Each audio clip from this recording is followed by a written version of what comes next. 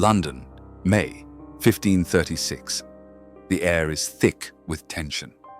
In the Tower of London, a queen awaits death. Not just any queen, Anne Boleyn, once the most powerful woman in England. Her rise shook the foundations of a kingdom, and now her fall would rattle the soul of an empire. What led to this terrifying spectacle? Was she a witch, a traitor, or a victim of a king's unbearable pride? Anne Boleyn wasn't born to wear a crown. Her early years were spent in the courts of Europe, absorbing French refinement and courtly survival. She returned to England with wit, education, and a charm that defied the expectations of Tudor womanhood. She would need all of it to navigate the treacherous waters of Henry VIII's court. Her sister Mary had already been the king's mistress, but Anne's refusal to be used and her insistence on marriage set her on a collision course with history. King Henry VIII, already married to Catherine of Aragon, became transfixed by Anne. She refused to be his mistress, something that only fueled his desire. Henry pursued her with letters, gifts, and the promise of a future neither of them could yet imagine: a reformation of religion, a break from Rome, and a crown on her head.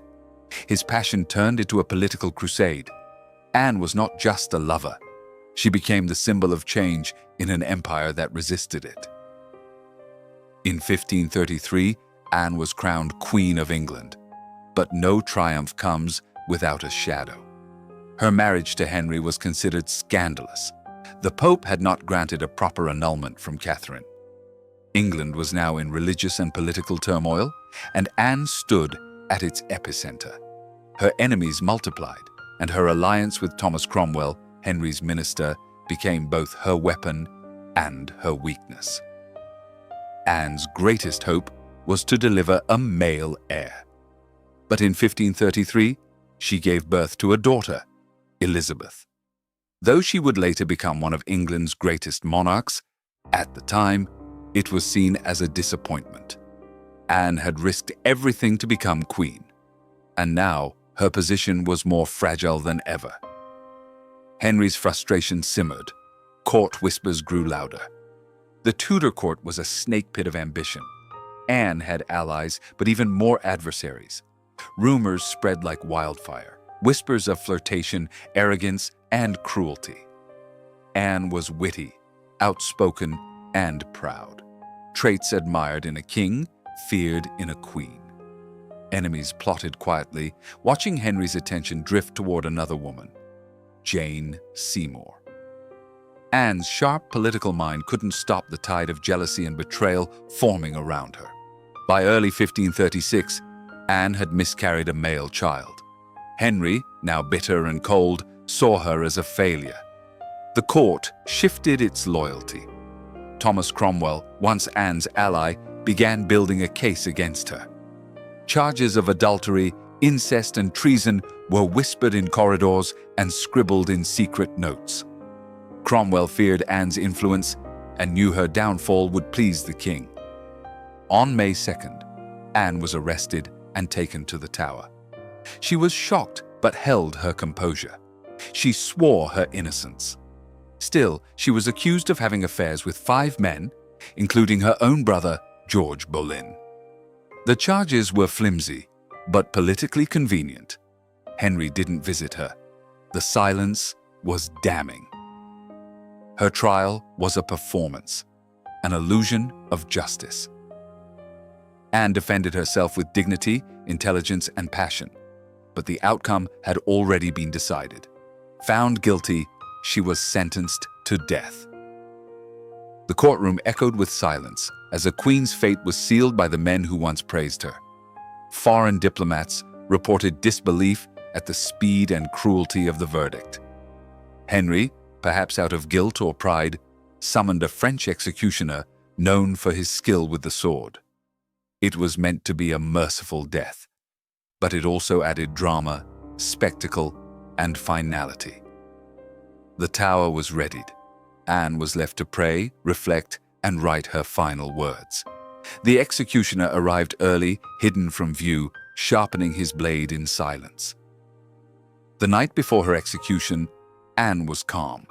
She reportedly joked with her ladies-in-waiting. She spoke of Henry, of Elizabeth, and of her hope for forgiveness. Her words were laced with irony and courage. Outside, London braced for the dawn of history's most shocking royal death. Some said she laughed that night. Others said she wept alone.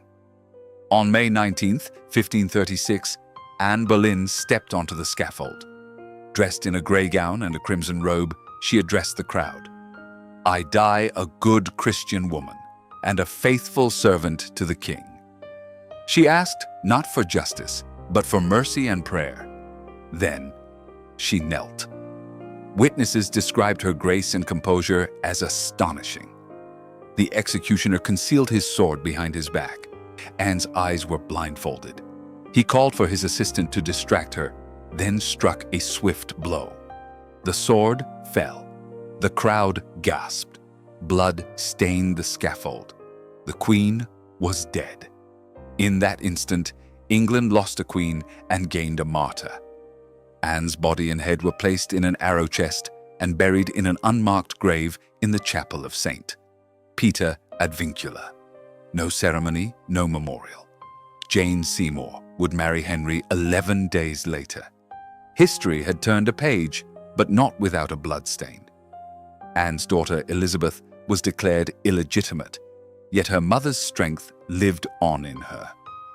Was Anne guilty, or was she a scapegoat for a king's fading love and political convenience? Historians still debate. What's clear is this: Anne Boleyn changed England. Through her came Elizabeth I. Through her death came a cautionary tale etched in the stones of the tower. Her story became legend, her fall a symbol of political cruelty. Even now, they say Anne's ghost walks the tower grounds, a headless figure clad in grey, searching for justice she never received. A reminder of ambition, betrayal, and the horror that can follow when power turns cold. Tourists still pause where she fell and feel the chill of history whispering through stone. Anne was not the only one condemned. The men accused alongside her suffered brutal ends. George Boleyn's execution was particularly horrifying. Their deaths were necessary, not for justice, but for royal image control. These names faded, but their fate sealed the darkness of the Tudor court. Ambition was a deadly game. Elizabeth never spoke of her mother publicly, but her reign bore Anne's spirit. Strength, intelligence, charisma, all flourished in the Queen Anne had dreamed of. The daughter reclaimed what the mother had lost: a throne, a voice, a legacy. Anne's blood ran through England's golden age. Anne's fall was more than scandal. It was strategy. Henry's break from Rome wasn't just spiritual, it was personal. He needed a male heir and a compliant court. Anne, too opinionated, too powerful, became a liability. Politics wrapped in personal passion, sealed with execution. Anne Boleyn wasn't perfect, but she was brilliant, bold, and ahead of her time. Her execution was not just a political act. It was a personal tragedy, a national reckoning, and a timeless warning. To understand the horror of her end is to understand the cruelty of unchecked power. Subscribe to Histoeureka for more stories that history tried to forget, but we won't.